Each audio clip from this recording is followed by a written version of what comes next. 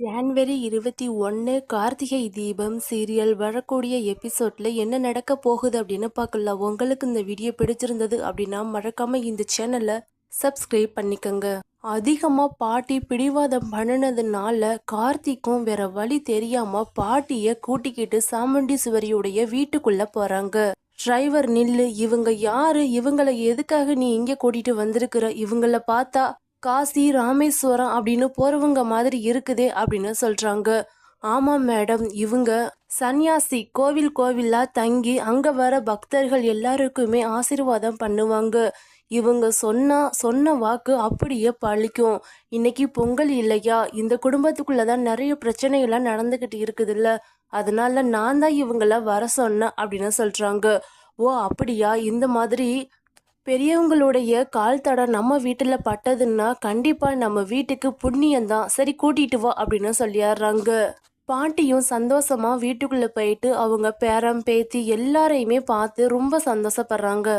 Madam, இவங்க காலில விழுந்து நம்ம ஆசீர்வாதம் வாங்கி இவங்க கொடுக்குற காசை நம்ம இன்னைக்கு வாங்கிக்கிட்டோம்னா ரொம்ப விசேஷம், அதனாலதான் நான் வர சொன்னேன் அப்படின்னு சொல்றாங்க. அதுக்கப்புறமா ரேவதி வீட்டில் இருக்கிற எல்லாருமே அவங்களுடைய காலில் விழுந்து அவங்க கொடுக்குற காசையும் வாங்கி சந்தோஷமா வச்சுக்கிறாங்க. அப்ப சரி நான் கிளம்புறேன் அப்படின்னு பாட்டி சொல்றாங்க. உடனே சாமுண்டீஸ்வரி, ஒரு நிமிஷம் நில்லுங்க, வீட்டுக்கு வந்தீங்க, வீட்டில் இருக்கிற எல்லாரையுமே ஆசீர்வாதம் பண்ணுனீங்க, ஏன் எனக்கு ஆசீர்வாதம் நீங்க பண்ண மாட்டீங்களா? உங்களை மாதிரி பெரியவங்களுடைய காலில் விழுந்து ஆசீர்வாதம் வாங்கிக்கிட்டா எங்க அம்மாவே என்னைய ஆசீர்வாதம் பண்ணின மாதிரி எனக்கும் ஆசீர்வாதம் பண்ணி உங்க கையால கிடைச்ச காணிக்கையை கொடுங்க அப்படின்னு சொல்லிடுறாங்க. சாமுண்டீஸ்வரியும் பாட்டியுடைய காலில் விழுந்து ஆசீர்வாதமும் வாங்கிக்கிறாங்க. சாமுண்டீஸ்வரியை பார்த்துட்டு பாட்டிக்கு என்ன பண்றதுன்னே தெரியல, ரொம்ப பயமாவும் இருக்குது. ஒரு பக்கம் மாட்டிக்கிட்டா பெரிய பிரச்சனை ஆகி போயிருமே அப்படிங்கிற மாதிரி யோசிக்கிறாங்க. ஒரு நிமிஷம் நில்லுங்கம்மா, இன்னைக்கு பொங்கல், வீட்டில் இருக்கிற எல்லாருமே நாங்கள் புது ட்ரெஸ் எடுத்து கட்டியிருக்கிறோம், அதனால உங்களுக்கும் நாங்க ஒரு புது புடவை கொடுக்குறோம், தயவு செஞ்சு அதை மறுக்காம வாங்கிக்கங்க அப்படின்னு சொல்லிடுறாங்க. வேற வழி இல்லாம சாமுண்டீஸ்வரி கொடுக்குற அந்த பழம், தேங்காய், பணம், அதுக்கப்புறமா புது புடவை இது எல்லாத்தையுமே பாட்டி வாங்கிக்கிட்டு அங்க இருந்து போறாங்க.